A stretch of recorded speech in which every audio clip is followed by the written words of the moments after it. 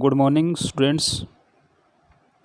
मैं Rakesh Kumar assistant professor है political science महाविद्यालय के यूट्यूब चैनल पर पुनः आपका स्वागत करता हूं।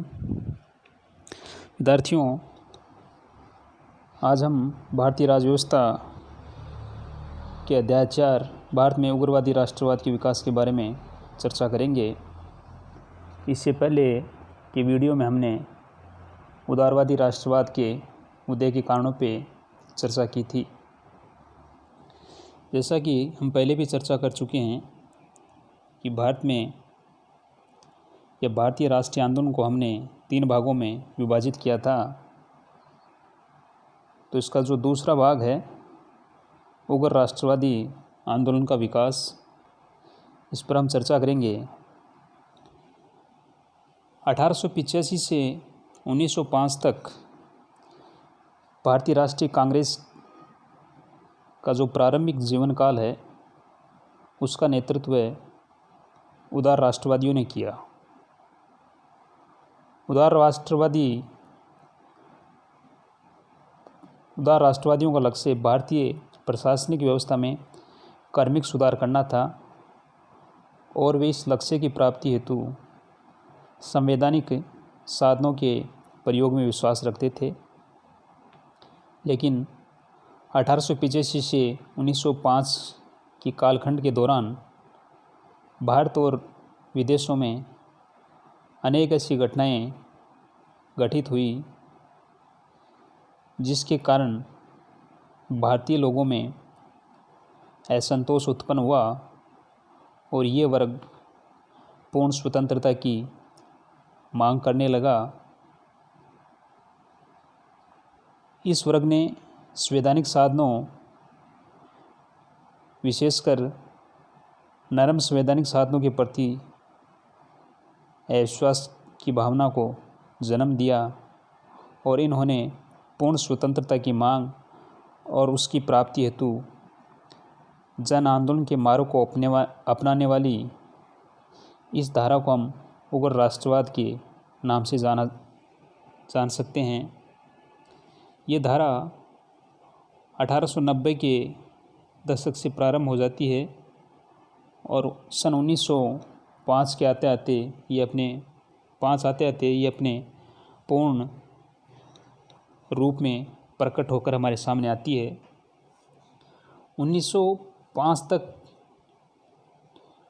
जो हमारे उदारवादी नेता थे उन्होंने अपने आंदोलन को संवैधानिक सीमाओं के अंदर रखा, लेकिन अब कांग्रेस में एक ऐसा युवा वर्ग उभर कर आया जिनको ये लगने लगा कि इन उदार साधनों से हमारी समस्याओं का समाधान नहीं हो सकता, हमें इसके लिए इससे अधिक और कुछ करना होगा। अनुनय विनय से अब काम नहीं चलने वाला है।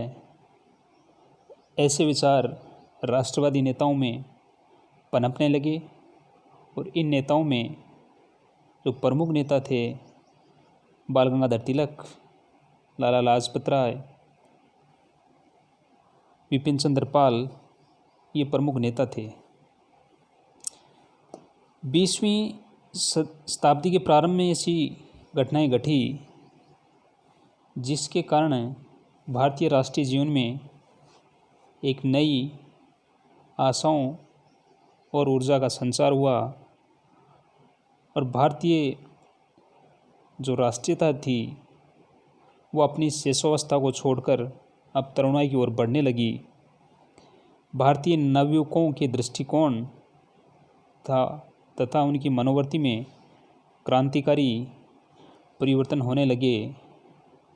इस वर्ग का अंग्रेज़ों की न्यायप्रियता से विश्वास उठ गया और साथ ही ये वर्ग कांग्रेस की याचना भिक्षावृत्ति की नीति से ऊब गया।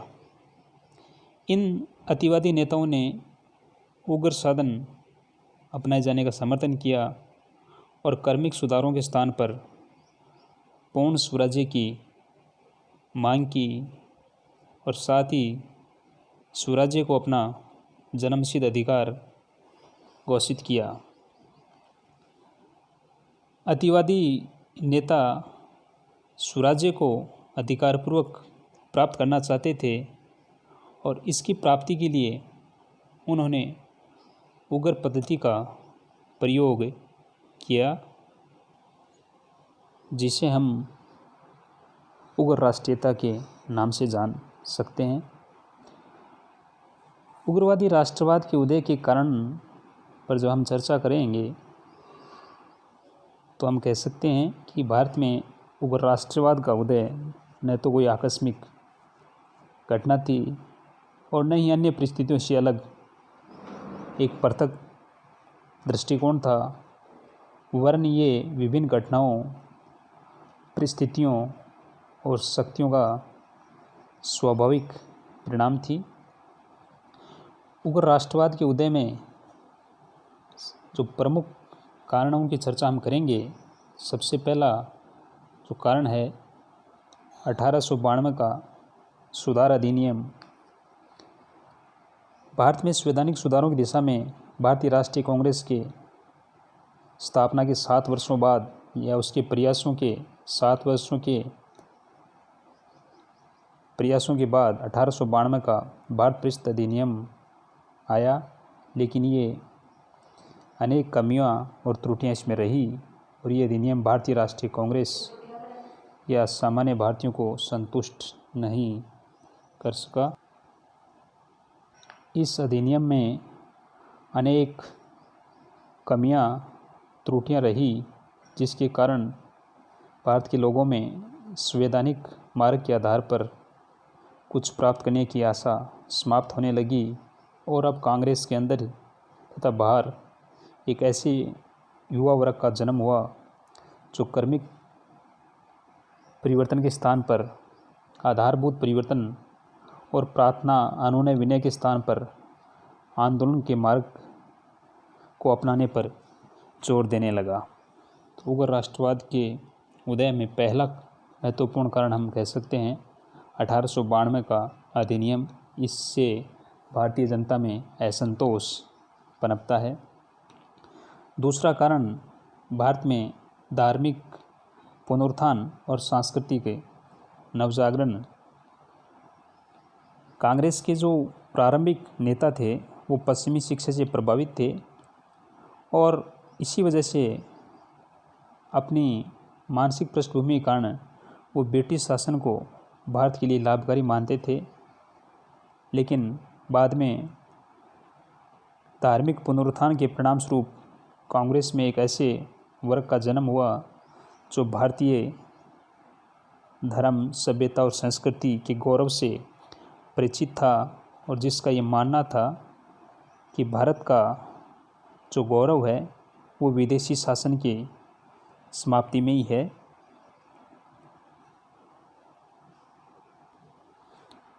बाल गंगाधर तिलक जैसे उग्रवादी राष्ट्रवादी ने भारत की स्वतंत्रता के लिए हिंदू उत्सवों और हिंदू संगठनों पर बल दिया और ये उग्र राष्ट्रवादी नेता भारत की स्वतंत्रता की प्राप्ति को अपना परम और धार्मिक कर्तव्य समझते थे। दूसरा जो महत्वपूर्ण कारण हम कह सकते हैं कि धार्मिक और सांस्कृतिक नवजागरण ने भी उग्रवादी राष्ट्रवाद के विकास में महत्वपूर्ण भूमिका निभाई। तीसरा जो महत्वपूर्ण कारण है वो है प्राकृतिक आपदाएं। 19वीं सदी के उत्तरार्ध में भारत में अनेक प्राकृतिक आपदाओं का सामना करना पड़ा। सन 1876 से 1900 तक 25 वर्षों में देश में काफ़ी भयंकर अकाल पड़े, जिसमें 1896-97 का भयंकर अकाल था, जिसका प्रभाव एक बड़ी जनसंख्या पर पड़ा और इस भयानक अकाल के दौरान ब्रिटिश शासन द्वारा भारतीयों के साथ उपेक्षापूर्ण व्यवहार किया गया। और इतना ही नहीं, जब जनता भूख से मर रही थी उसी समय 1897 में रानी विक्टोरिया के लिए दिल्ली दरबार सजाया गया, जिसमें पानी की तरह पैसा बहाया गया। अकाल के साथ साथ बम्बई प्रांत में भयंकर प्लेग फैल गया और प्लेग में भी ब्रिटिश शासन ने जनता के प्रति निष्क्रियता दिखाई, निर्दयता दिखाई और लोगों के साथ बुरा व्यवहार किया गया। तो इस प्रकार के व्यवहार को जनता अधिक समय तक सहन नहीं कर सकती थी। परिणाम स्वरूप जनता में रोष फैलना स्वाभाविक था। तो प्राकृतिक प्रकोपों ने भी उग्र राष्ट्रवाद के विकास में महत्वपूर्ण भूमिका निभाई। चौथा जो कारण हम कह सकते हैं, आर्थिक असंतोष।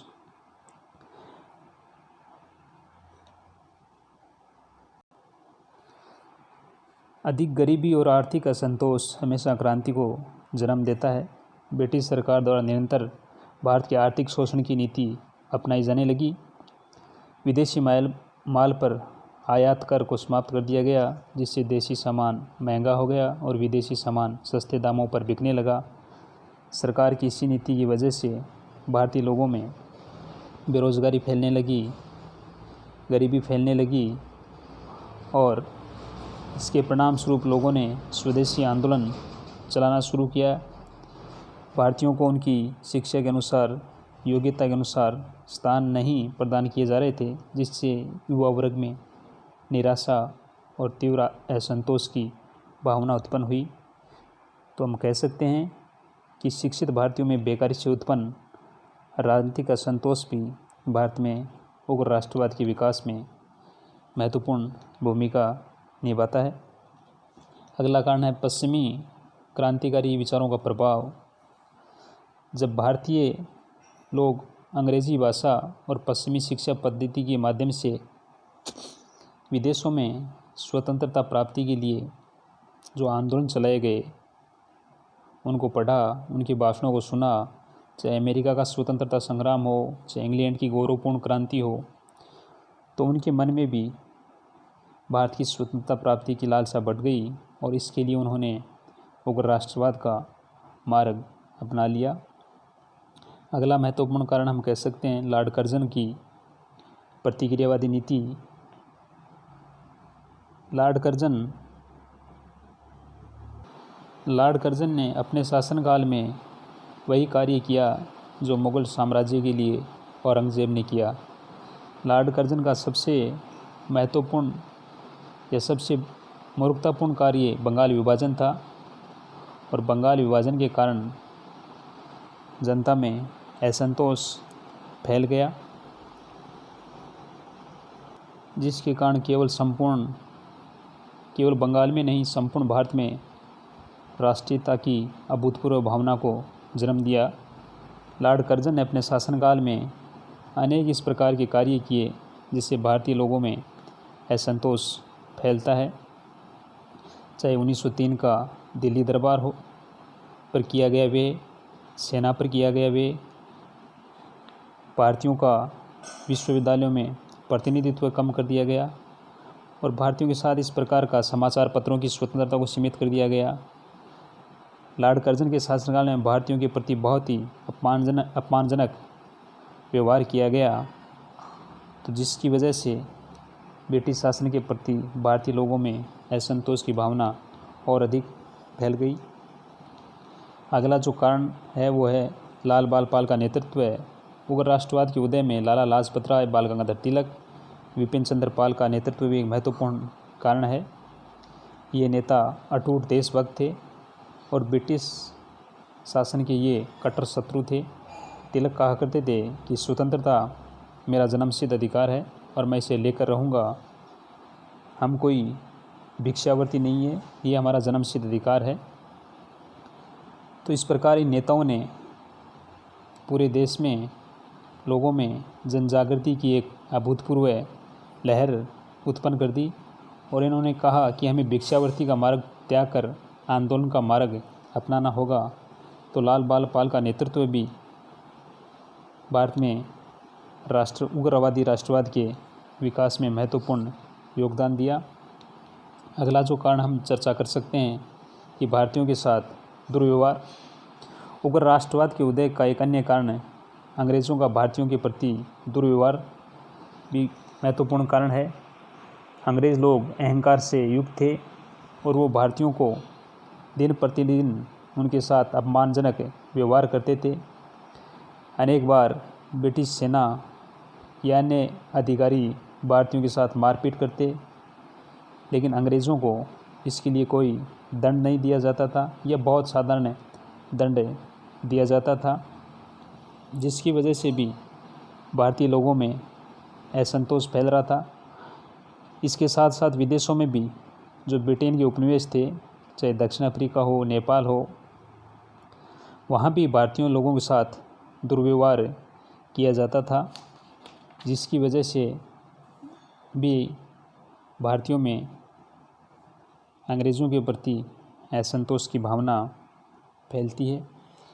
तो इस प्रकार हम कह सकते हैं कि भारतीयों में अंग्रेज़ों के प्रति असंतोष का भाव धीरे धीरे बढ़ने लगा और इसी वजह से उग्र राष्ट्रवाद का विकास होता है। उग्र राष्ट्रवादियों का ये मानना था कि ब्रिटिश शासन है वो भारतीयों के लिए हितकारी नहीं है, इसलिए हमें इसके प्रति असहयोग करना चाहिए। ये बिल्कुल भी ये लोग ब्रिटिश लोगों की न्यायप्रियता में विश्वास नहीं करते थे और उग्रवादी राष्ट्रवादी भारतीय संस्कृति के गौरव की भावना को बढ़ाकर पुनः भारत को उसी गौरवान्वित